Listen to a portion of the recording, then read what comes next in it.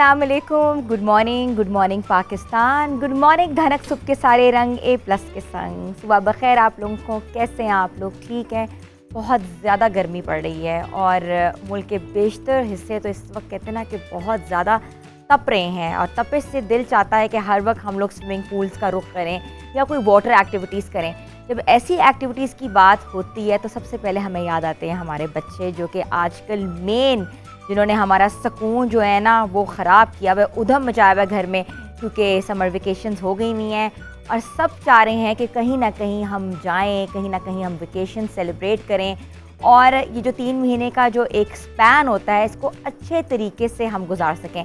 तो आजकल जो बच्चों की डिमांड है, जैसे मेरे घर में है कि let's go to northern areas जो हैं वो एक मेन जो है ना इन्वर्टेड कॉमर्स में आए हुए हैं और हर बंदा नॉर्दर्न एरियाज़ का रुख इसलिए कर रहा है क्योंकि थोड़ा सा टेम्परेचर हमें अच्छा मिलेगा, एक्टिविटीज़ बहुत ज़्यादा हैं, वहाँ हम ट्रेल कर सकते हैं, वहाँ हम कैंप्स पे जा सकते हैं, कैंपिंग सिखा सकते हैं, वहाँ इन्वायरमेंट को एंजॉय कर सकते हैं, बोटैनिकल गार्डन्स के बारे में एक्सप्लोर कर सकते हैं, ऐसे इंडेंजर्ड स्पीशीज़, ऐसे जानवरों को देख सकते हैं जो कि हमें नॉर्मली जो हमारे कॉस्मो सिटीज़ हैं, शहरों में हमें नज़र नहीं आते। तो ये भी एक एजुकेशनल प्रोसेस होता है और एजुकेशनल प्रोसेस के साथ साथ बच्चों की नरिशमेंट हो सकती है। इसके अलावा जो आजकल बहुत सारी जो बातें हो रही हैं वो ये हो रही हैं कि आप लोग इकट्ठे ना जाएं, भाई आप लोग आहिस्ता आहिस्ता करके जाएं। ट्रैवल मैप्स, ट्रैफिक मैप्स भी दिए जा रहे हैं और बार बार अनाउंसमेंट की जा रही है कि एक जगह का रुख ना करें क्योंकि क्योस मच सकता है। छोटी सी जगह है जैसे मरी है, छोटा सा हिल स्टेशन है, अगर लाखों की तादाद में लोग चले जाएंगे तो वहाँ जाके ना सिर्फ होटल्स के ऊपर इशूज़ होंगे बल्कि ट्रैफिक के इशूज़ होंगे, हमें प्रॉब्लम्स होंगी, खाने पीने का मसला होगा और ऐसा भी कहते हैं कि वबा भी फैल सकती है क्योंकि ज़ाहिर है एक हिल स्टेशन है, बहुत से लोगों को एक साथ केटर नहीं कर सकता। तो कुछ लोग स्कर्दू का रुख कर रहे हैं, कुछ लोग मरी वाली साइड का रुख कर रहे हैं, कुछ लोग नारायण कागान का रुख कर रहे हैं, कुछ लोग कॉस्मो सिटीज़ में जैसे कराची जो शहर है हमारा, शहर कायद है, जहाँ बीचेज़ हैं, जहाँ समंदर है, वहाँ का रुख कर रहे हैं। तो अपने अपने रुख करने के साथ साथ अपनी अपनी जगहों के साथ साथ ये तयन करें कि हमने अपने बच्चों को कहाँ लेके जाना है और क्या क्या सिखाना है। और जो लोग नहीं जा सकते या जिन लोगों की अफोर्डेबिलिटी नहीं है, जो लोग चाहते हैं कि घर में अपने बच्चों को अच्छे तरीके से नरिश कर सकें और कुछ सिखा सकें, तो वो क्या क्या कर सकते हैं। उनके लिए मैं एक छोटी सी बात करूँगी कि वो ऑनलाइन गेम से अपने बच्चों को हटाएँ और जैसे कि एक्टिविटीज़ कराएँ, पेंटिंग सिखाएँ और इसके अलावा डिजिटल लाइब्रेरी का रुख करवाएं कि आप अपने बच्चों को घर बैठे बैठे ऑनलाइन लाइब्रेरीज़ में मुख्तलिफ़ किताब जो है वो कैसे पढ़ना सिखा सकते हैं और छोटी छोटी चीज़ें जो उनकी होती हैं, जैसे अभी हमारे वेकेशंस के अंदर ही बच्चों का रिज़ल्ट आया है, जो जिसमें आपका बच्चा वीक है उसके ऊपर आप काम कर सकते हैं, अपने बच्चों को सिखा सकते हैं। राइटिंग का बहुत बड़ा प्रॉब्लम होता है कि बच्चों को राइटिंग नहीं आती, तो जो 3 महीने का स्पैन है, जैसे मैंने अपने बच्चों को राइटिंग बुक्स ला के दी हैं कि आप अपनी राइटिंग्स को बेहतर कैसे बना सकते हैं। इंडोर एक्टिविटीज़, बाहर बहुत गर्मी है, इंडोर एक्टिविटीज़ में कैरम बोर्ड है, लूडो है, ऊनो है, मोनोपली है और भी बहुत तरह की गेम्स है। हमारे ज़माने में हम लोग वो जो बंटों से हम खेलते थे, मार्बल्स का जो कॉन्सेप्ट होता था उससे खेलते थे, हाइड एंड सीक खेलते थे और name place thing animal one of the most favourite game थी। तो इस तरह अब गेम्स बदल गई हुई हैं। अब इंडोर एक्टिविटीज़ को कैसे यूटिलाइज़ करना है वो भी हम आपको बताएंगे। लेकिन उसके साथ साथ हम रुख करते हैं अपनी बहुत सी प्यारी शेफ़ का, बहुत खूबसूरत शेफ़ हैं और वो हैं हमारी नाज़िश। अस्सलाम वालेकुम। वालेकुम सलाम। आपकी जो स्माइल है ना वो आपको और मज़ीद प्यारा बनाती है। Thank you. तो आप बताएं कि नाज़िश, समर वेकेशंस आप अपनी कैसे गुजारती थी? सबसे पहले छुट्टियाँ आती तो नानों का घर। हाँ। सबसे पहले हमें एक्साइटमेंट होती थी कि छुट्टियाँ आ रही हैं कि नानों के घर जाना, और चूँकि गर्मियाँ, आंबों का मौसम और लीची का, तो मेरे नानों वगैरह गाँव में रहते थे तो वहाँ पे ट्यूबवेल, तरबूज वगैरह वो सब। अगर नानों के घर जाना लेट और डिले हो जाता था तो माशाल्लाह से मेरे 3 भाई हैं तो मैं बहुत टॉम बॉय थी। अच्छा। ठीक है, अभी भी काफ़ी हूँ लेकिन तब ज़्यादा थी। तो मैंने उनके साथ ही गेमिंग खेलना, साइकिलिंग, पतंगबाजी और ये सब, वही जो बंटे आप कह रही हैं वो घर में खेलना, छुपन छुपाई खेलना और इस तरह की सारी एक्टिविटीज़ हम करते थे। अच्छा, पहले भी गर्मी बहुत होती थी मगर शायद हमें गर्मी लगती नहीं थी और हम लोग आउटडोर जाते थे। मगर अब बच्चे सिर्फ कहते हैं कि हमें इंडोर एक्टिविटीज़ करनी है। एक्चुअली उस टाइम पे हमें इतना ज़्यादा ना एसी का इन सब चीज़ों का नहीं होता था और इवनिंग में मोस्टली मौसम खूबसूरत हो जाता था, हवा चलती थी, छाँव होती थी, आबादी कम थी, तो वो एक खुशगवार मौसम हो जाता था। तो हमें गर्मी में ऊपर नीचे दाएं बाएं घूमने, और चूँकि हम बच्चे होते थे तो हमें इतनी गर्मी लगती नहीं थी। जैसे ही हम बड़े होते गए तो हमें फैसिलिटीज़ मिलती गई, उसकी वजह से हम नाजुक होते गए। नाज़िर, हम गर्मी सेलिब्रेट कर रहे हैं और गर्मी से बचने का क्या तरीका है वो आज बताएंगी हमारे किचन में। आप क्या किचन में बना रही हैं? अच्छा, आज जिस तरह मैंगो का सीज़न है और घर में बच्चे हैं तो हम मैंगो स्मूदी बनाएंगे ड्रिंक में, जो हम ब्रेकफास्ट में यूज़ करें, और साथ ही मैं ब्रेकफास्ट रैप बनाऊंगी जो बच्चे भी शौक से खाएंगे और बड़े भी शौक से घर में किंग ऑफ फ्रूट को आप मुतारिफ करवा रही हैं, मैंगो सबका पसंदीदा फ्रूट है। प्लीज़ आप स्टार्ट करें। तो हम अपने व्यूअर्स को बताएंगे कि हम अपनी समर वेकेशन जो है वो कैसे मनाते थे, और अब जो बच्चे हैं वो डिजिटलाइज बच्चे हैं, डिजिटल दौर के बच्चे हैं, वो अपनी समर वेकेशन को कैसे सेलिब्रेट करना चाहते हैं, कैसे यूटिलाइज़ करना चाहते हैं। तो छोटी सी ब्रेक जो कि हमारा एक एक मुख्तसर सी चीज़ होती है, उसके बाद हम वापस आते हैं और आपको बताएंगे कि आज के हमारे शो में क्या है। आज हम थोड़ा सा शो लाइटर वे में करेंगे, चाहेंगे थोड़ी सी मौसीकी सुने, थोड़ा सा आमों का मज़ा लें और अपने व्यूअर्स को महसूस करें। तो यहाँ लेनी ब्रेक के बाद वापस आते हैं। Stay tune with us. Good morning.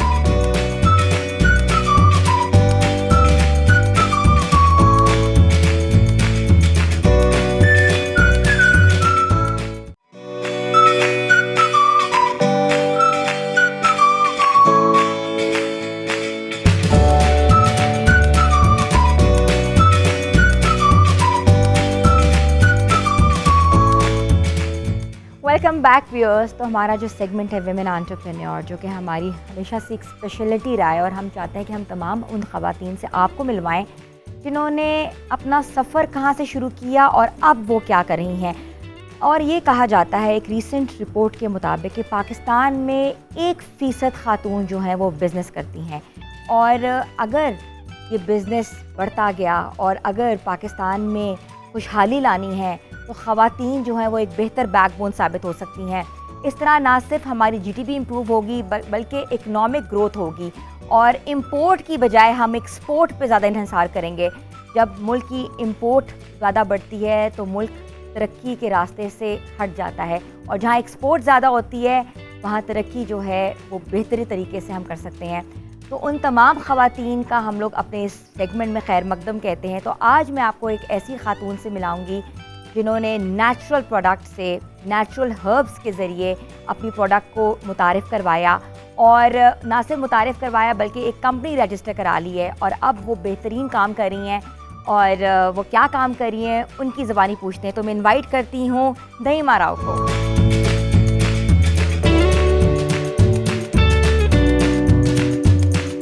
अस्सलाम वालेकुम। वालेकुम सलाम। कैसी हैं नईमा आप? अल्हम्दुलिल्लाह, आप कैसी हैं? बिल्कुल ठीक ठाक।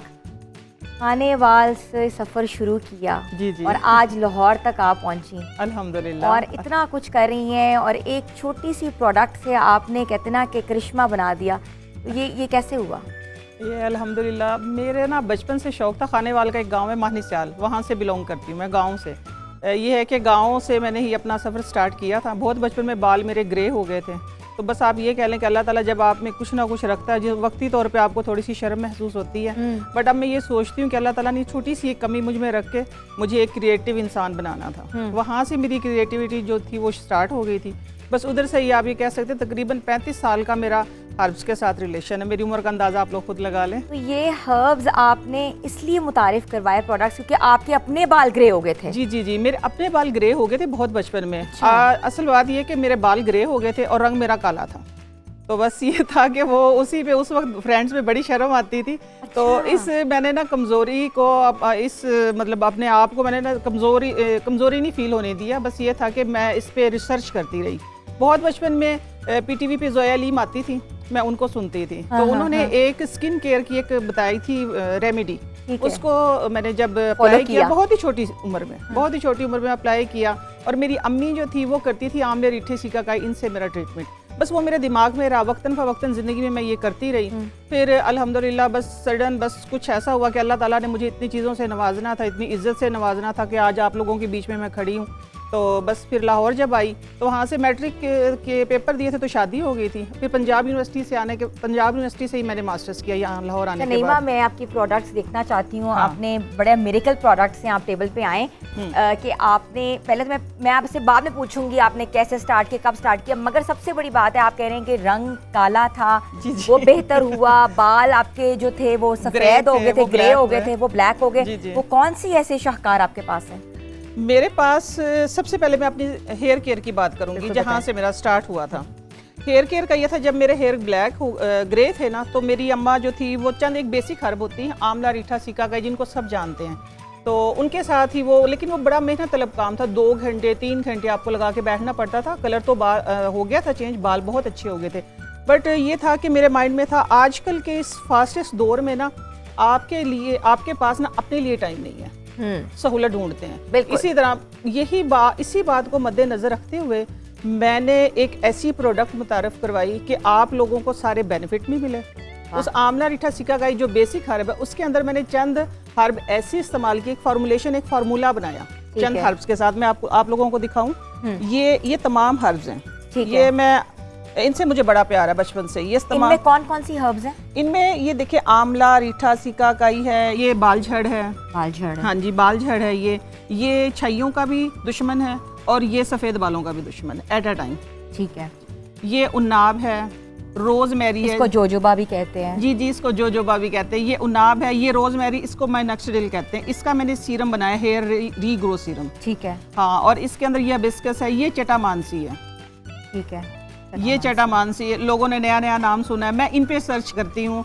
चटामानसी है, भृंगराज है, ये तमाम हर्ब्स जो है मैंने, ये इसके अंदर रतन जो होता है जो बालों को डाई करता है, जो बालों को काला करता है। अच्छा। हाँ जी, ये मुख्तलिफ हर्ब्स के ना मैंने फार्मूले बनाए हैं। ठीक है। हाँ, उन फार्मूलों को फिर मैंने अपने फ्रेंड्स फैमिली में शेयर किया, तो फिर उनको फायदा हुआ। फार्मूला कौन सा आपने बताया? कितने का फार्मूला है वो? और ये फिर इन्हीं चीज़ों से मैंने, इन्हीं चीज़ों को मॉडिफाई करके, या आप ये कह लें कि मेरे बचपन के हर्ब्स को मॉडिफाई करके मैंने ये एक केराटिन शैम्पू बनाया है, जिससे बाल सीधे हो जाते हैं। जिससे बाल सीधे हो जाते हैं। इसका जो बेसिक इंग्रेडिएंट है वो है एलोवेरा और अलसी और मेथी दाना। अच्छा। इनकी जेल अगर आप लगाते हैं तो फिर वो बालों को स्ट्रेट करती है, लेकिन मैंने ये इसको एक बोतल में बंद कर दिया। ये जो शैम्पू है ये रोजाना यूज कर सकते हैं? जी, डेली यूज करें। और क्या प्राइस है इसकी? 1500। 1500 रुपए में आपको केराटिन शैम्पू मिल जाता है। केराटिन शैम्पू, और ये देखिए कितने महीने की डोज है तकरीबन? ये तकरीबन 1.5 मंथ चल जाती है। बट ये है कि लोग ये सोचते हैं कि एक दफ़ा यूज़ की तो, जिस तरह केमिकल, इसमें केमिकल नहीं है ना, केमिकल फ्री है, तो इसका ट्रीटमेंट जो है वो थोड़ा सा लंबा होता है। ठीक है। हर्ब्स का कोई भी ट्रीटमेंट हो वो थोड़ा सा लंबा होता है, तकरीबन इसमें 5 to 6 मंथ लगते हैं। बट ये कि आपके बाल जो वो परमानेंट वाइट स्ट्रेट हो जाते हैं। ये सुना है, जैसे कि बहुत लोगों से ये भी सुना है कि सल्फेट फ्री शैम्पूज जो होते हैं, सल्फेट फ्री है मेरा सारा, वो बहुत जरूरी है बालों के लिए, उससे केमिकल फ्री होता है। तो आपके सारे मेरे टोटल जो मेरी प्रोडक्ट है ना, मेरा जो स्लोगन है वो बैक टू नेचर है, आप नेचर की तरफ आए। तो इस पे ही मैंने काम किया है। तो इसमें सिर्फ ये कि शेल्फ लाइफ के लिए 10%, वो भी स्किन फ्रेंडली केमिकल जो है वो, सिर्फ ये कि 6 मंथ मेरी शैम्पू चलती है, इसकी शेल्फ लाइफ 6 मंथ है, इससे ज्यादा। और जो शैम्पू बाल काले करता है वो कौन सा? जी, अभी मैं आपको बताती हूँ, नया मैंने एक शैम्पू इंट्रोड्यूस करवाया है, अमलताज। आप लोगों ने सुना होगा अमलताज की फली का मैंने शैम्पू बनाया।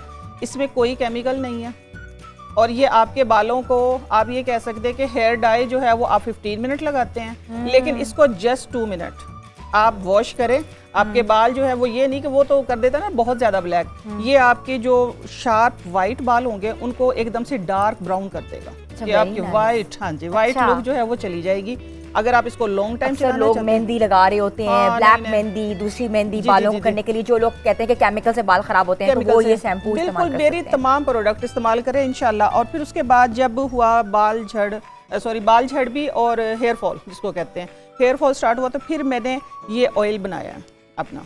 अच्छा। जी, इसके अंदर एक ऑयल नहीं है जो आप लोगों को नजर आ रहा है, इसके अंदर 11 ऑयल हैं। और मैं तमाम जो क्या कहते हैं नट्स वो खुद खरीदती हूँ, खरीद के फिर हम जाके कोल्लू से निकलवा के लेके आते हैं। और उसके बाद फिर ये कि इसके अंदर जो आपको हर्ब नजर आ रहे हैं, जोजोबा है, इसके अंदर क्लोव है, इसके अंदर नजर आ रहे हैं, बिल्कुल। अगर यहाँ से ज़ूम करें तो नॉर्मली हमें नजर नहीं आते कि ऑयल जो होता है वो सीधा वो कहता है छना हुआ होता है, नहीं, लेकिन ये इसमें है, इसके अंदर है। इसके अंदर ये है कि जब तक आप ऑयल यूज करेंगे, इनका एक्सट्रैक्ट जो है वो आपको मिलता रहेगा। कभी तो होगा कि कोई तो साइड इफेक्ट होगा इनका? कोई भी नहीं है। नहीं, साइड इफेक्ट तो अभी तक तो कोई मेरे सामने नहीं। कोई आपको कंप्लेन आई हो कि कोई हमें इफेक्ट नहीं हो रहा या कुछ ऐसा? नहीं, कंप्लेन नहीं आई, अल्हम्दुलिल्लाह ऑर्डर आते हैं। ऑर्डर आते हैं। हाँ जी, ऑर्डर आते हैं। तो आपने कोई फैक्ट्री लगाई हुई है पीछे? कि कुछ नहीं, कारखाना लगाया हुआ कि घर में ये सारा कुछ कर रही नहीं हैं? नहीं, मैं घर में और किचन से ही करती हूँ। देखिए सारी चीजें किचन में आपने यूज अपने होने किचन वाली को हैं। प्रोडक्ट फैक्ट्री बनाया हुआ है? जी जी, प्रोडक्ट फैक्ट्री आप ये कह लें, किचन से ही मैंने अपना सफर स्टार्ट किया था। अभी तक मैं किचन में ही हूँ, अभी तक फैक्ट्री वाला या इंडस्ट्री वाला अभी तक नहीं है। नॉर्मली किचन से कहते हैं ना कि खाने का बिजनेस शुरू होता है, मगर यहाँ तो माशाल्लाह प्रोडक्ट शुरू हो गई है। मेरी प्रोडक्ट शुरू हो गई है सारी, ये सारी मेरी किचन की हैं। फिर उसके बाद ये है मेरा हेयर मास्क है। ये आम तो आप भी बना सकती हैं, कोई भी हर्ब लें, आम बेसिक हर्ब जो है उनको पीस के एक पाउडर बना लें। बट ये है कि ये मैंने एक फार्मूला तैयार किया है। आपके अगर बाल थिन है बाल, जिस तरह शैम्पू से या स्ट्रेट कर करके या कुछ भी आप कह सकते हैं, डाइट से, इंटरनल इश्यूज की वजह से अगर आपके बाल जो है वो थिन हो जाते हैं, तो आप इसको राइस पिच में, गर्म राइस पिच हो, उसके अंदर 1 टेबल स्पून डाल के आप ढक के रख दें, ये फूल जाएगा।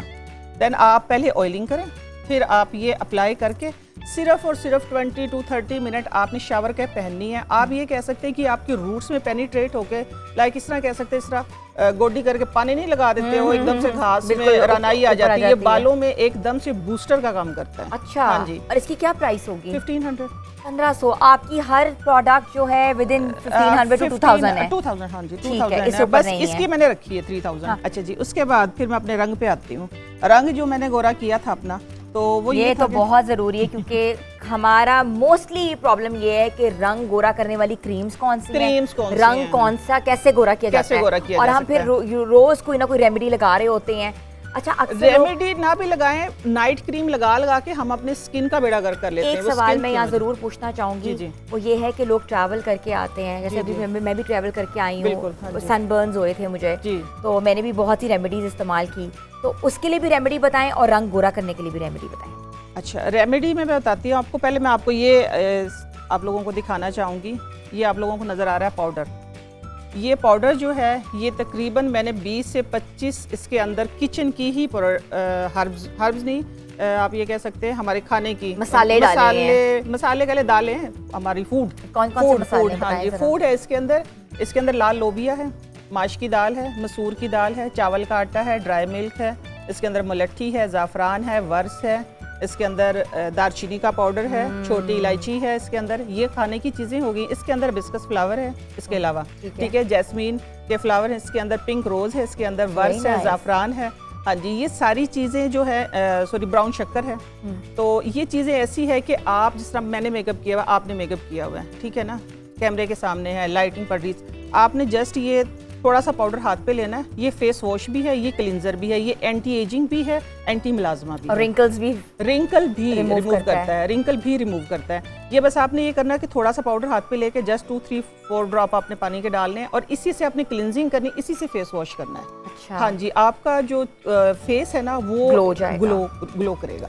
किचन का सफर एक प्रोडक्ट के सफर पे खत्म हुआ, खत्म क्या हो रहा है, अभी चल रहा है, और नहीं, आपने अब चल रहा है। कितने पैसों से शुरू किया, इसके बारे में भी थोड़ा सा मुझे बता दें। मैंने जस्ट 750 से अपना जो था काम का आगाज किया था बाकायदा, और आज आप कितना 750 कमाती रुपए हैं? से। माशाल्लाह, मैंने उन माशाल्लाह। सबको जवाब दिया जो लेम एक्सक्यूजेस करते हैं ना कि पैसे नहीं हमारे पैसे पास, नहीं है, हम कैसे तो कुछ नहीं बिजनेस कर करें। सकते। हाँ जी, अभी ये है कि इससे अल्हम्दुलिल्लाह लगा है थोड़ा सा टाइम, बट ये है कि अल्हम्दुलिल्लाह अर्निंग अच्छी हो जाती है। हमने अपना जो थर्ड पार्टनर है वो अल्लाह को रखा हुआ है, इसका जो भी प्रॉफिट होता है उसका सब % जो है वो हम निकाल के अल्लाह के राह पे खर्च करते हैं। तो ये है कि उसके जो जुनैद जमशेद है, उससे हम काफ़ी उसकी स्टोरी सुनते, जी, उससे इंटरेस्ट है, उन्हीं की स्टोरी सुनी थी, तो उन्हीं को फॉलो करते हुए अब ये है कि अल्लाह ने बड़ी तेज़ी से बिल्कुल अच्छी बात है। अल्हम्दुलिल्लाह और अच्छी अर्निंग हो जाती आपने है। प्रोडक्ट तो बनाई है, मगर इस प्रोडक्ट के फ़ायदे जो हैं वो इतने ज़्यादा हैं कि ख़वातीन को कोई भी इशू हो, चाहे वो स्किन रिलेटेड हो, हेयर रिलेटेड हो, या इंटरनली हो, लिकोरिया का इशू हो, या कोई टीथ का इशू चल रहे हो, स्किन की एलर्जीज चल रही हों,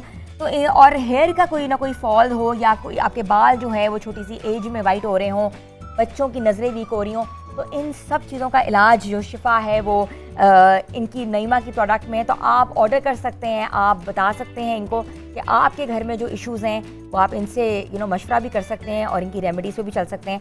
thank you so much Naima, Thank you. आपने हमें बहुत कुछ दिखाया और एजुकेट किया, और ये बताया कि जो ख़वातीन घरों में बैठी हुई हैं वो अपनी सलाहियत, अपने हुनर के साथ साथ अगर उनको कोई भी चीज़ आती है, कोई भी हुनर आता हो, कोई भी नॉलेज हो, तो वो कैसे यूटिलाइज़ कर सकती हैं, और ना सिर्फ वो अपने ख़ानदान को अच्छी तरीके से पाल सकती, नरिश कर सकती, बल्कि वो मुल्क के लिए भी एक बेहतरीन बैकबोन, क्या कहते हैं ना कि बैकबोन साबित हो सकती हैं। तो हमारा जो वुमेन एंटरप्रेन्योर था उसमें आज नईमा थी।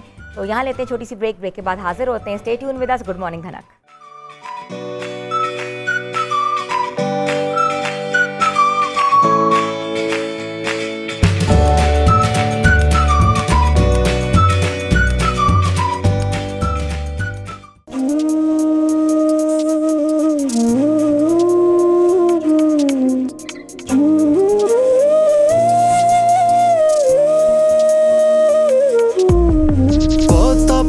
ना करें नहीं ते रुल जावेगा, बहुता प्यार ना करें नहीं ते रुल जावेगा। इत्थे रुल गए ने लखां तू भी रुल जावेगा, बहुता प्यार ना करें नहीं ते रुल जावेगा।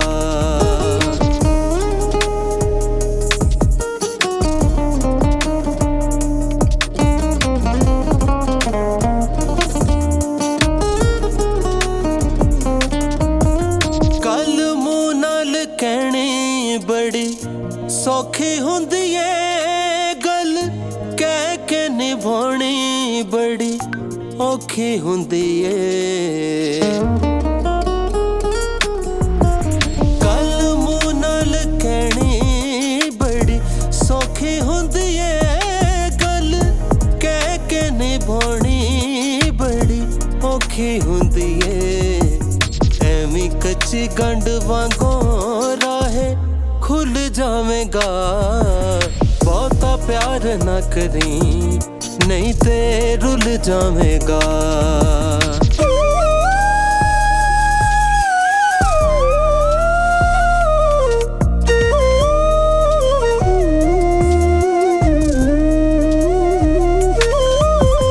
इत्थे हस हस लुट लेंदे दिल दा करार, तो सोने दिलों को जे मता करे एतबार। इत्थे हस हस लुट लेंदे दिल दा करार, तो सोने दिलों को जे मता करे एतबार। एवी सोने वांगों कच्चे कड़े खिल जावेगा, बहुता प्यार ना करें नहीं ते रुल जावेगा। इत्थे रुल गए ने लखां तू भी रुल जावेगा, बहुता प्यार ना करें नहीं ते रुल जावेगा। बहुता प्यार ना करें नहीं ते रुल जावेगा। वाह वाह वाह वाह वाह, बहुत खूब। लेकिन सुबह सुबह हमने ऐसा एक मैसेज सुना है आपसे कि प्यार करोगे तो रुल जाओगे, प्यार ना करना। और दूसरी बात है कि जो मुंह से निकाली हुई बात है उसको पूरा करो वरना मत करना। तो बड़ा अच्छा मैसेज दिया आपने अपने इस गाने में। मैं आपको वेलकम करती हूँ। हमारे साथ पाकिस्तान के बहुत मुतहरिक और मायानाज सिंगर जो हैं अली अब्बास मौजूद हैं, और वो जिस इलाके से ताल्लुक़ रखते हैं वो धरती जो है वो ना सिर्फ कहते हैं ना कि खूबसूरत आवाज़ वाले शाहकार प्रोड्यूस करती है, लैलपुर से ताल्लुक़ है जिसको कहते हैं फैसलाबाद। तो मैं आपको वेलकम करती हूँ शो। बहुत शुक्रिया, थैंक यू। कैसे हैं आप? अल्हम्दुलिल्लाह, आप खैरियत से हैं? पहले भी आप हमारे शो का हिस्सा बने थे, लेकिन हमारे सेकंड सीजन में आप पहली बार आए हैं। जी जी बिल्कुल। पहले तो मुबारकबाद नए आज सीज़न की आपको, और सब जो देख रहे हैं उनको भी good morning, warmly good morning. हमारी गुड मॉर्निंग वैसे ही एक बड़े अच्छे मैसेज के साथ हुई है। मुझे ये बताएं लिबास साहब, आप अभी दुनिया के टूर्स भी करके आए हैं, उन टूर्स में कहाँ कहाँ टूर किया, उसके बाद मैं आपके सफ़र पे आऊँगी। यूरोप में मैं गया हूँ काफ़ी, स्वीडन गया हूँ, डेनमार्क गया हूँ, नॉर्वे, स्विट्ज़रलैंड, काफ़ी इधर शोज़ थे मेरे। और इसके अलावा कुवैत में 2 बार होके आया हूँ। अच्छा, वहाँ का तो वीज़ा ही नहीं मिलता। हमें हाईली जो हमारे वहाँ के जो सफ़ीर है उन्होंने बुलाया था वहाँ से। तो और भी जगह काफ़ी ट्रैवल माशाल्लाह होते रहते हैं, निकलते रहते हैं। फिर साउथ कोरिया में होके आया हूँ, वो भी एक दूसरा खिता ही है।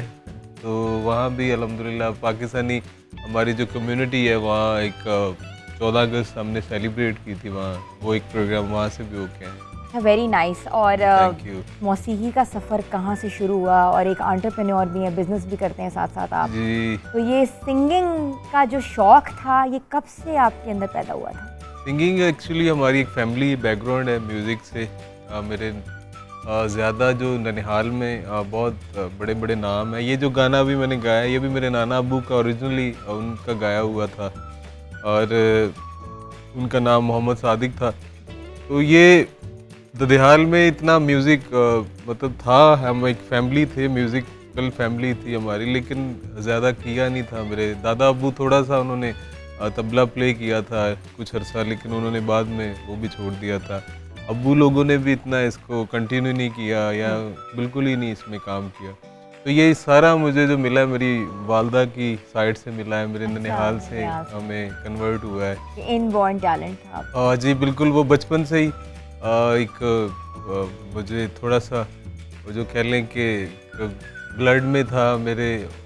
मैं अक्सर जब फैमिलियों में तो अपने अली, मौसीकी की जब बात की जाती है तो घरानों का नाम सामने आता है। जी जी तो जैसे शाम चौरासी हो जी, गया, जी, जी, पटियाला जी, घराना हो जी, गया, जी, जी। कवाल बच्चा घराना हो गया। जी जी जी जी आपका भी कोई घराना है? हमारा फोक घराना कह सकते हैं। फोक घराना। फोक है हमारा एक्चुअली।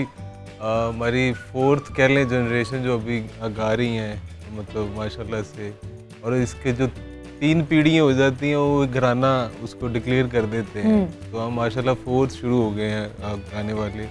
तो वो बता रहा था ऐसे ही मेरा बचपन से ही शौक था और फिर स्कूल में प्रेयर्स या नात में हिस्सा लेना, इस तरह से मेरा जो स्टार्टिंग हुआ मेरा।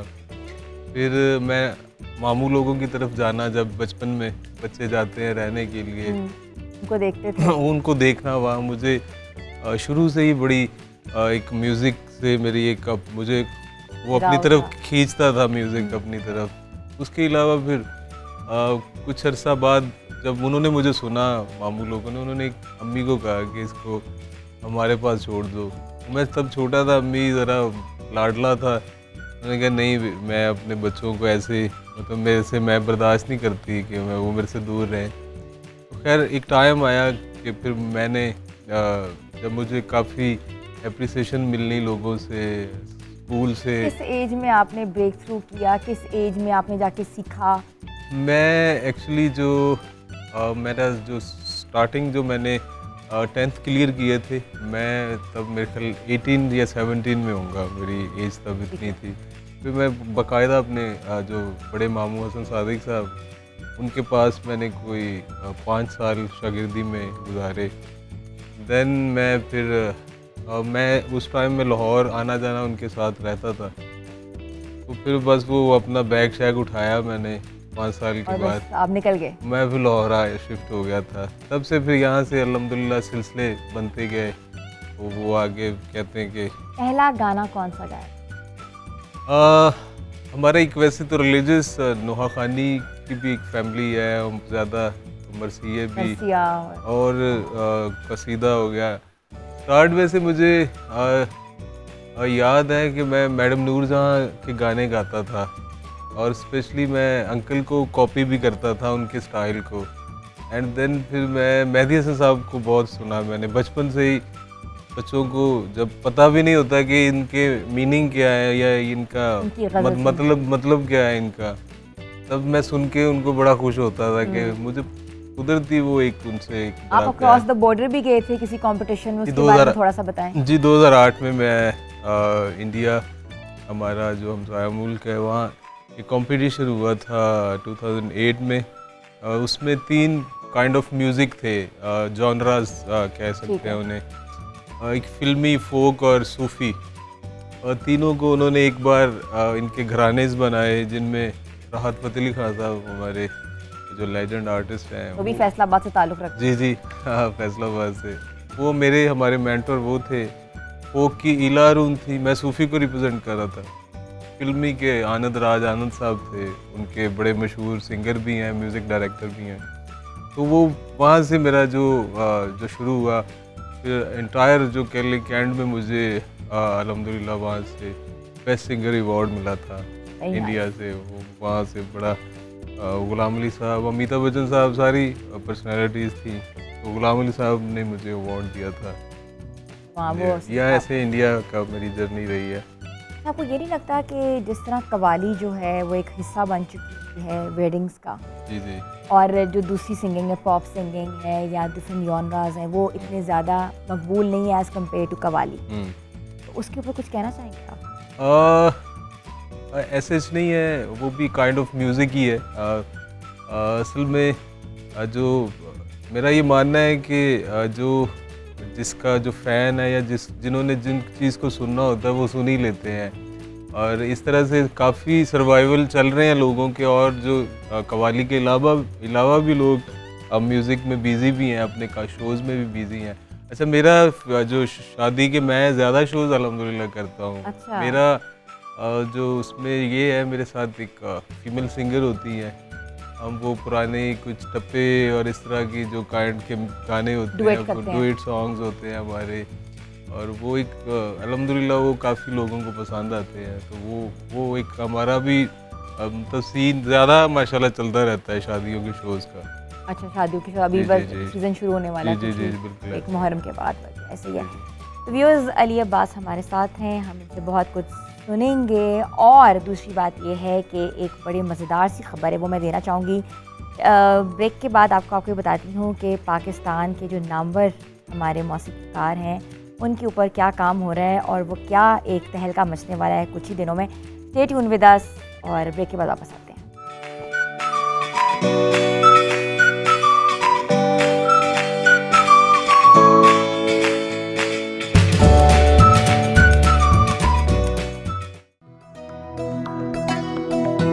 पानी पुण पुण पीता कर,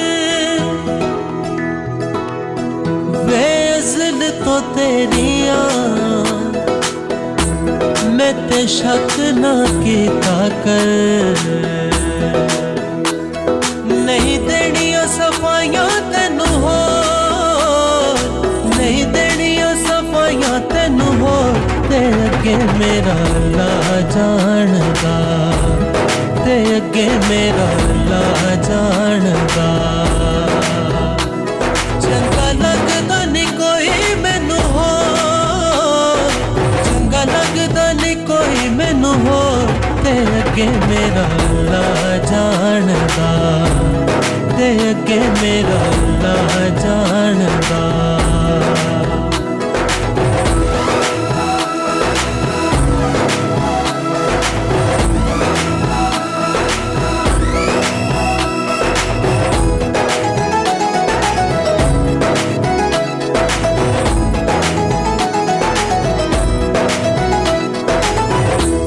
वेले रहंदे माया रात तेरा तक दे, तेरे बिना सी हुण रह नहीं सकदे।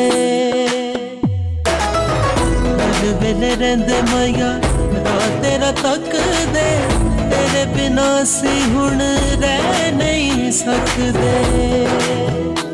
साडी जिंदगी दी तेरे हथ डोर, साडी जिंदगी दी तेरे हथ डोर, ते अगे मेरा ला जानदा, ते अगे मेरा ला जानदा।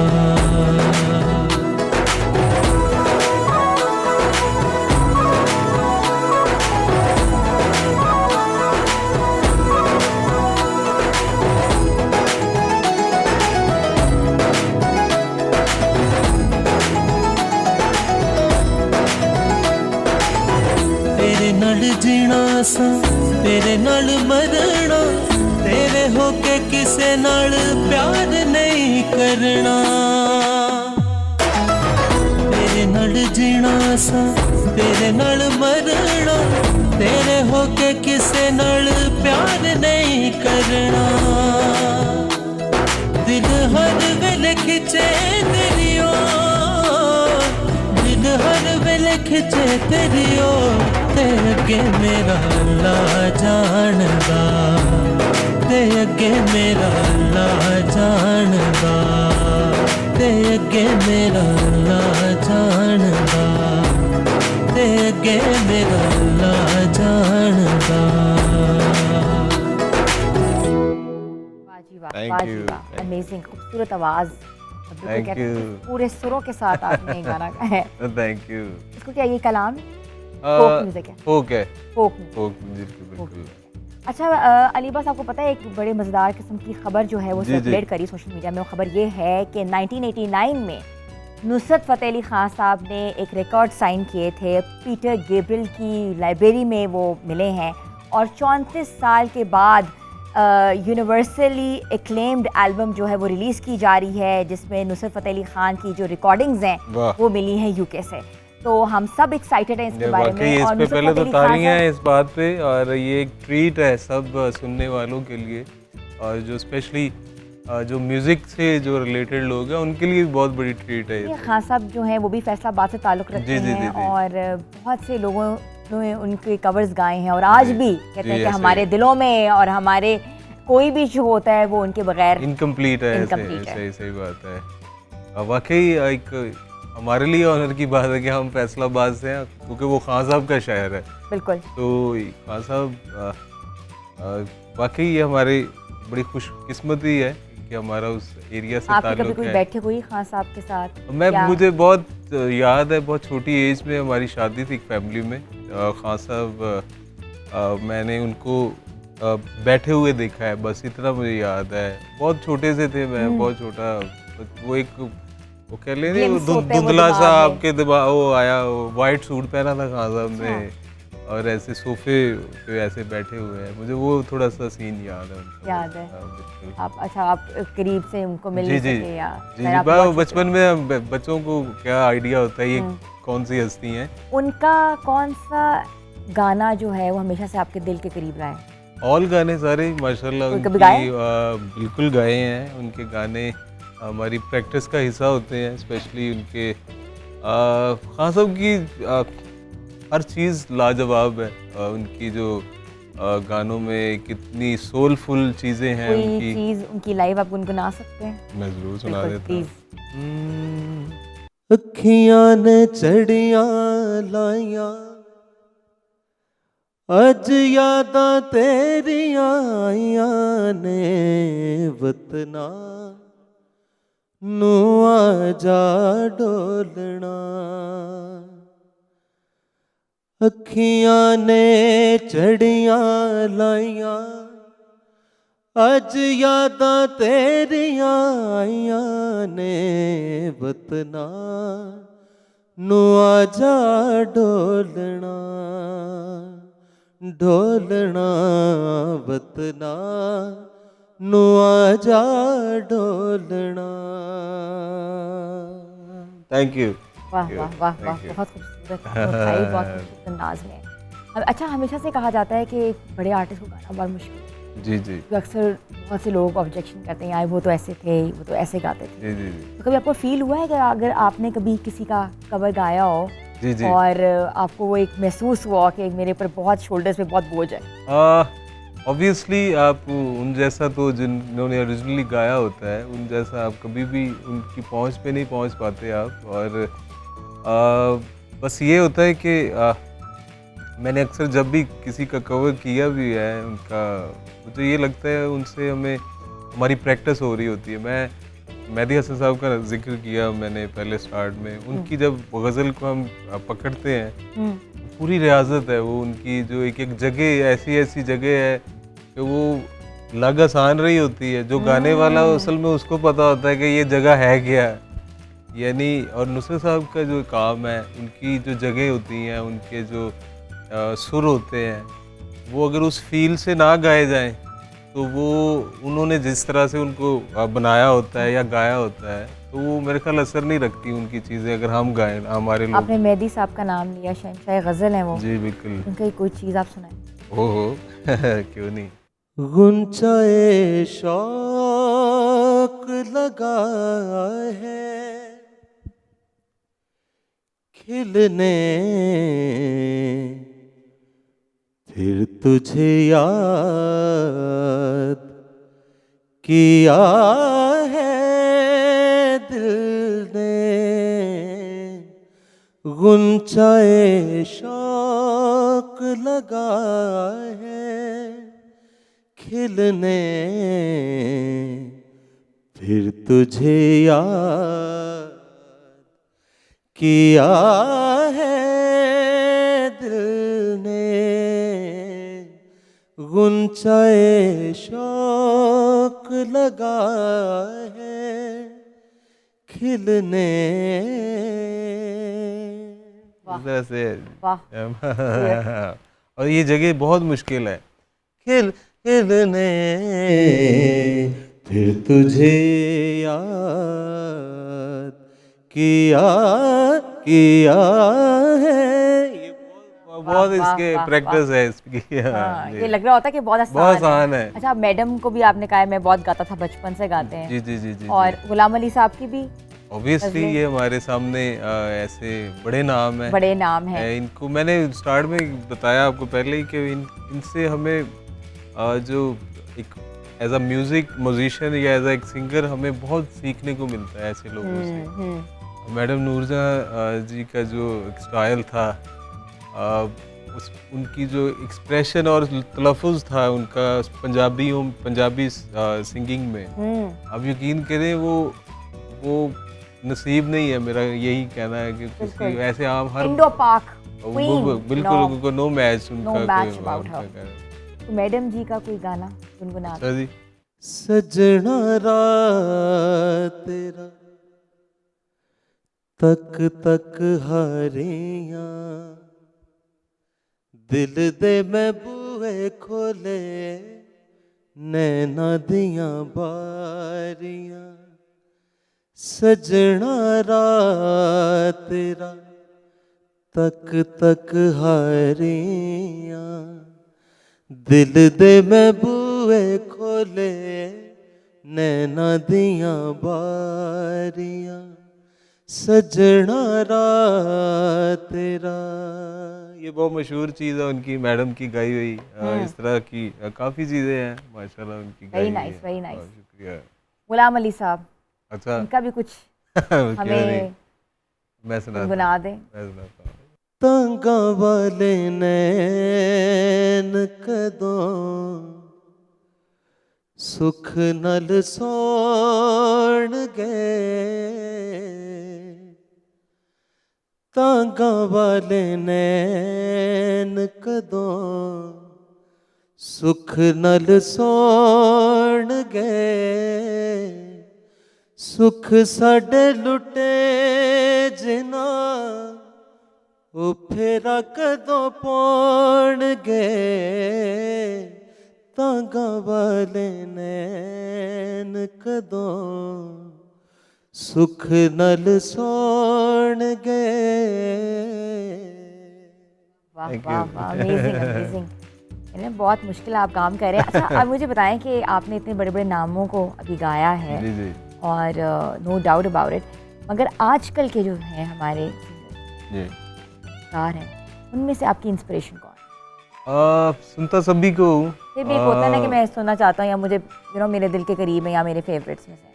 ऑब्वियसली सारी है तो बड़े सारी बहुत अच्छा काम कर रहे हैं, सारे फेवरेट्स हैं मेरे। और जिनमें सरफरिस्त बहुत बड़े बड़े नाम हैं, शफकत भाई हैं, राहत साहब हैं, शफकत सलामत साहब हैं। ये हमारे जिनको मैं मतलब बहुत एडमायर करता हूँ, इनसे मैं बहुत सीखता भी हूँ। और स्पेशली जो एज अ बग्गा भाई है, वो तो मेरे उस्ताद भी हैं। अच्छा। मैंने उनसे काफ़ी उनके पास भी रहा हूँ, सीखा भी है उनसे। और वो भी माशाल्लाह मेरी एक इंस्पिरेशन है, उनसे भी मैंने उनको भी बहुत लाइक करता हूँ। Very nice. तो व्यूज़, हम म्यूज़िक थेरेपी कर रहे हैं। जो म्यूज़िक होता है ना, वो ना सिर्फ आपकी रूह की ग़िज़ा होता है, बल्कि आपके ना दिल को एक अजीब सी एक खुशी सी मिल जाती है। और आज हम ट्रिब्यूट दे रहे हैं अपने पाकिस्तान के नामवर मौसीकारों को, जिन्होंने पाकिस्तान का ना सिर्फ नाम रोशन किया, बल्कि अभी तक उनके जो रिकॉर्ड्स हैं वो 34 साल के बाद भी हमारे सामने आ रहे हैं और आएंगे भी। तो इसी ट्रिब्यूट के साथ लेते हैं छोटी सी ब्रेक के बाद वापस आते हैं। अली अब्बास हमारे साथ हैं, मज़ीद उनसे कुछ सुनेंगे। Stay tuned with us.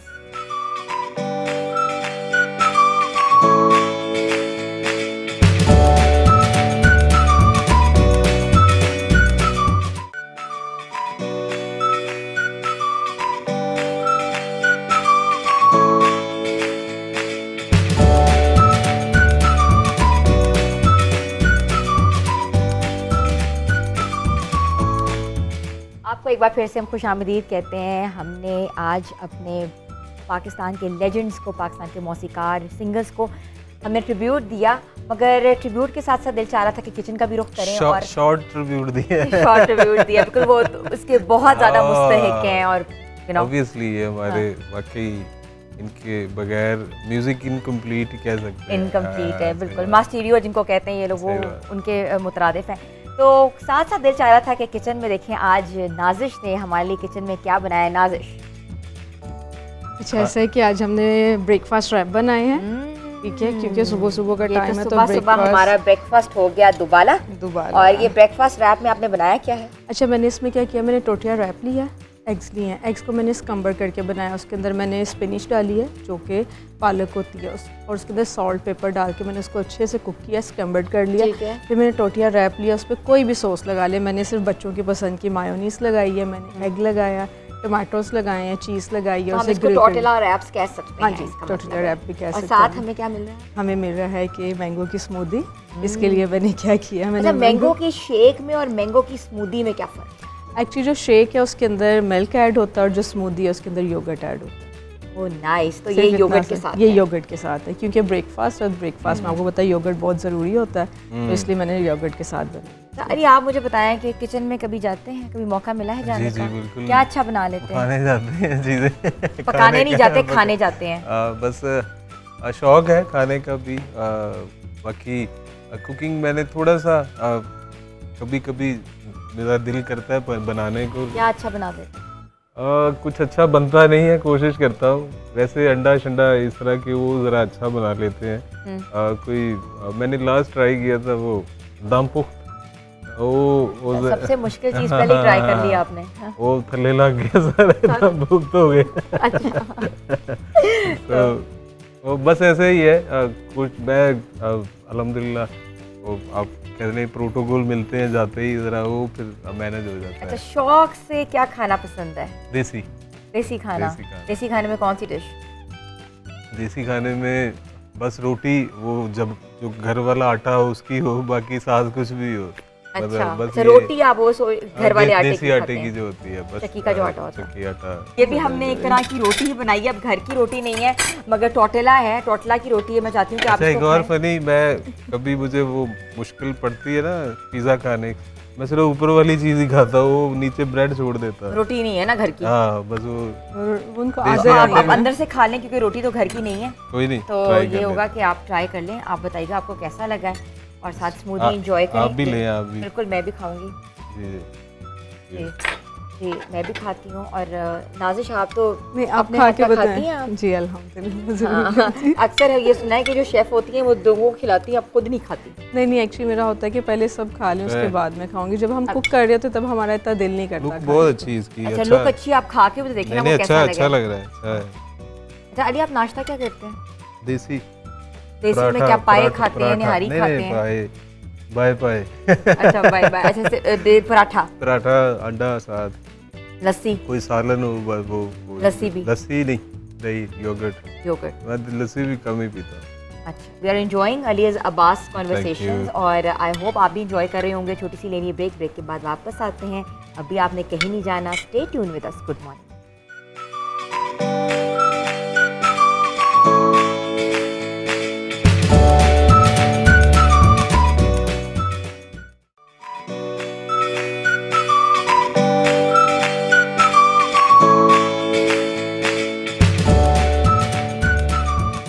आपको एक बार फिर से हम खुशामदीद कहते हैं। हमारे साथ आज पाकिस्तान का बहुत बड़ा नाम और मुतहरिक सिंगर अली अब्बास साहब मौजूद हैं, जिन्होंने हमें ना सिर्फ अपनी आवाज़ से महसूस किया बल्कि आज हमने ट्रिब्यूट दिया है पाकिस्तान के लेजेंड्स को। तो अली, थोड़ा सा अपनी फैमिली के बारे में बताएं कि आपकी फैमिली में आप लोग कितने बहन भाई हैं जी, और कौन कौन से उनमें से जो आप लोगों के बहन भाई हैं वो सिंगिंग करते हैं? हम माशाल्लाह 4 भाई थे। एक असद अब्बास जो बड़ा मशहूर हमारे पाकिस्तानी सिंगर भी थे, छोटा था मुझसे, उनकी अभी 1 साल होने वाला है, डेथ भी हुई है। और हम 4 भाई और 3 बहनें, एक बहन की भी, हमारी बड़ी बहन की भी डेथ हुई है। तो अब माशाल्लाह 5 है, अब हम 5 बहन भाई हैं। बस ये बिल्कुल एक न्यूज़ आई थी कि असद बीमार थे और उन्होंने बहुत काम किया अभी कोक स्टूडियो में जो उनका सीज़न 6 था जी जी जी। जिन्होंने फरिया परवेज साहिबा के साथ किया था, डुएट किया था, तो उसके बारे में बताएं, उनको क्या हुआ था?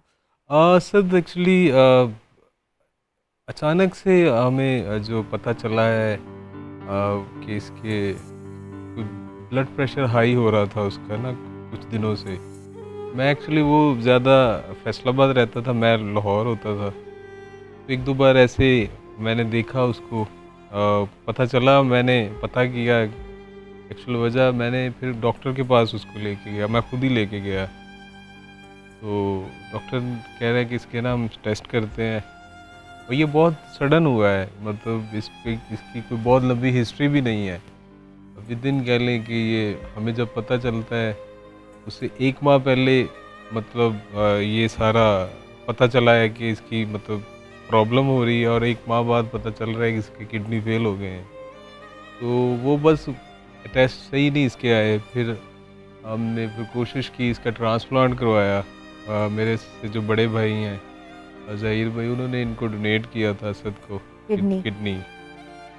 असल में ये काम है अल्लाह की ज़ात के, और वो सिलसिले वो सारे वो अगर ज़िंदगी देना चाहे तो वो मेरा ख्याल है कि वो ऐसी तबीयत में भी इंसान जीते हैं। तो इसका बड़ा अच्छा सक्सेसफुल था, इसका बड़ा किडनी भी ट्रांसप्लांट ठीक हो गया था। ट्रांसप्लांट बिल्कुल ठीक। उसके बाद क्या कॉम्प्लिकेशंस आए? 2.5 साल चला है ट्रांसप्लांट इसका। इसमें एक और अल्लाह ने जो एक काम जो किया अल्लाह की ज़ात ने, इसके जो 2 बेटे हुए हैं वो बाद में हुए हैं आफ्टर ट्रांसप्लांट असद के। और इस तरह से वो अचानक से फिर से ये डॉक्टर्स का जो होते हैं इनको ज़्यादा आइडिया होता है कि ये एक चांस ज़िंदगी होती है, और इसमें कुछ भी ऐसी मिस्टेक्स या ऐसा कुछ भी इंसान अगर वो कुछ भी हो जाए, ऐसे ही कुछ ऐसा खा लिया या कुछ भी, वो रिजेक्शन के चांस ज़्यादा होते हैं, बहुत ज़्यादा। तो अल्लाह बेहतर जानता है। हालांकि दवाई भी प्रॉपर चल रही थी उसकी, हर तरह से वो चीज़ें अचानक से डायलिसिस पे थे। अब स्टार्ट में भी रहा है कुछ 6 माह, और जब फिर मसला हुआ फिर 3 साल डायलिसिस उसने करवाए हैं। कितने बच्चे हैं असद के? असद के 2 बेटे हैं माशाल्लाह, एक 4 साल है, एक 1.5-2 साल का है। 2 बेटे हैं। 2 बेटे वो भी हैं फैसलाबाद में? जी बिल्कुल, हमारे पास है, उधर फैसलाबाद ही होते हैं। कोई एक आप मैसेज देना चाहेंगे, अगर जो आप कहते हैं ना कि इन लाइफ आप कोई बात ना कह सकें हो अपने भाई से, आप कहना चाह रहे हो कि अभी? असद अपनी मर्ज़ी का बच्चा था। असद को मैं बड़ी कोशिश की, मैं उसको चाह रहा था कि मेरे जैसा बने। हालांकि वो असद मेरे से बहुत अच्छा गाना गाता था, बल्कि हमारे घर में मेरी जो वालदा थी अक्सर वो दोनों गाते थे, तो वो वालदा ने उसको ज़्यादा अप्रिशिएट करना। एक तो छोटा भी था और दूसरा वाकई अच्छा भी गाता था। तो मैंने भी अच्छा समटाइम भाई होते हैं, थोड़ा होता भी है कि यार मेरे तो अच्छा ना होवे, ठीक है, और मैं बड़ा था, और यकीन करे कि मुझे ये खुशी होती थी कि उसको अच्छा कहा जा रहा है। और उसके लिए बस यही है, उस मग़फ़िरत के लिए सभी को अपील भी, दुआ भी करें, और बस उसको मिस करते हैं। यकीन करें कोई भी ऐसा मोमेंट नहीं है, कोई फैमिली में कोई इवेंट है या कुछ भी ऐसी इकट्ठे हुए हैं। अभी रिसेंटली ईद गुजरी है, तो अभी पहली ईद उसकी जब उसके बगैर हुई है, बहुत ज़्यादा वो एक रहता है, उसकी कमी बहुत रहती है। इतना कि बहन भाई जो होते हैं सरचश्मा होते हैं माँ बाप का, और कोई ऐसा दिन नहीं होता कि अपने सिबलिंग्स को बंदा याद ना कर सके, और एक ह्यूमन नेचर है, अपनों से बिछड़ना कोई आसान बात नहीं होती, और उनका आपको तभी अंदाज़ा होता है जब आपसे दूर होते हैं। जब आपके करीब रहते हैं तो आपको अंदाज़ा भी नहीं होता। वाकई ये 2 लोगों को इस चीज़ का जो इख्तलाफात में हैं बहन भाइयों से, रिश्तेदारों से, उन्हें इस चीज़ का सोचना चाहिए कि ये बहुत टेम्परेरी सी जिंदगी है। चलिए हम बात करते हैं आपके काम के मुतालिक। तो आपने ऑफिशियल गवर्नमेंट के लिए बहुत गाया है, और बहुत पेट्रियाटिज्म है आपके अंदर। जी जी जी। इसकी क्या वजह है? अच्छा, ये नेचुरल होता है, इसको आप किसी दुकान से ख़रीदते नहीं हैं या किसी ऐसी जगह से नहीं लेते आप। मैं प्योरली वाकई एक अपने मुल्क से मेरी बहुत मोहब्बत है, और वैसे भी इमाम हुसैन अलैहिस्सलाम का मुल्क से जो वफ़ादारी है वो एक अच्छे इंसान की निशानी है, अपने मुल्क से जो वफ़ा करते हैं। तो बस ये एक नेचुरली है, इसमें कोई मेरा नहीं ख्याल कि कोई खुद से बनाई गई है, अंदर से ही है वो। कोई ऐसी पेट्रियाटिक सॉन्ग आप गुनगुनाना चाहें, we would love to listen from you. मैं ज़रूर। मेरा देश मेरे यारा, मेरे दिल में धड़के सदा, ये मेरा इश्क चांद तारा, मेरी रूह की है ये सदा। हंसता रहे बसता रहे धरती पे मेरा चमन, न खिज़ां की इस पे नजर पड़े, करते हैं मिलके दुआ, रखना पाकिस्तान सलामत या अल्लाह। पाक वतन की शान सलामत या अल्लाह, रखना पाकिस्तान सलामत या अल्लाह। बहुत खूबसूरत भी, Thank बहुत you. अच्छी बात है। पाकिस्तान है तो हम हैं, हमारी पहचान ही पाकिस्तान से है, मुल्क है तो सब कुछ अच्छा, है। बल्कि मैं इसमें एक और चीज़ ऐड करूँ, अभी हमारे जो मुल्की हालात जो नज़र आते हैं वो ज़्यादा हम एग्जैजरेट करते हैं कि यहाँ कुछ नहीं रह गया या यहाँ कुछ नहीं है। अब मेरा ये मानना है कि ये नाशुक्री भी है अल्लाह की ज़ात की, और एक हमें इस चीज़ में पुरुमीद रहना चाहिए। हम इसी मुल्क के लिए हैं, हमारी इससे पे ही पहचान है। जो बिल्कुल ऐसा ही है। मेरा नहीं ख्याल कि यहाँ हमें कोशिश करनी चाहिए, हम जिस लेवल पे भी हम हैं, हम जिस दुनिया के शोबा किसी में, कोने में भी चले जाएं, जो सुकून हमें इस सरजमीन पे कदम रख कर आता है ना, Obviously. वो कहीं नहीं आता। ऐसे ही ऐसे ही। क्योंकि हम जब ट्रैवल करते तो हमें अंदाजा होता है कि यार हमारे मुल्क में ये सब चीजें कितनी आसान है जी जी और जी, इनके लिए कितनी मुश्किल है। सही बात है। तो अपने मुल्क से जो एक जो पेट वर्ड बन गया हमारा कि ये यहाँ कुछ नहीं रह गया, इसको खत्म करना चाहिए। बिल्कुल। मेरा ख्याल है ये। It should be for Pakistan, made in Pakistan and love Pakistan, बेशक। ये होना चाहिए। हमें कुछ आखिरी गाना, क्योंकि टाइम बहुत कम है, प्रोग्राम का वक्त खत्म होना जाता है, मैं ज़रूर आप क्या ज़रूर सुनाएंगे? मैं एक थोड़ा सा एक नया गाना है, इसमें मैं बताना ये चाह रहा हूँ कि असी कल्ले नहीं खराब, इतने सारे ने जना। सारे जना। मेरे ख्याल से आप आए उधर मैं जरा- स्टेज पे आए, हमारा छोटा सा एक प्लेटफॉर्म बना हुआ है उस पे। जी जी।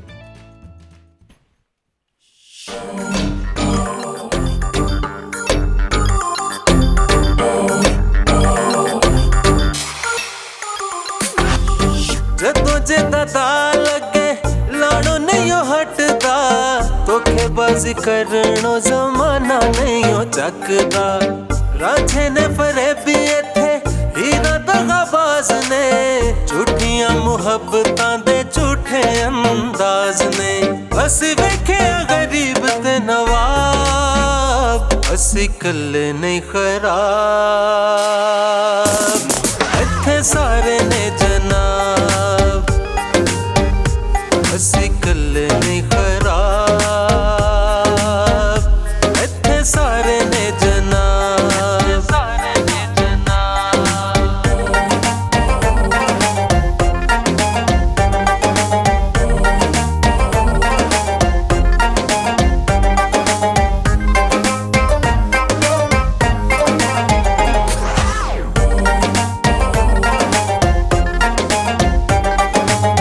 प्यार वाली बेड़ी नू तूफाना विच रोड़ के, वेख दे तमाशा इत्थे लोकी दिल तोड़ के।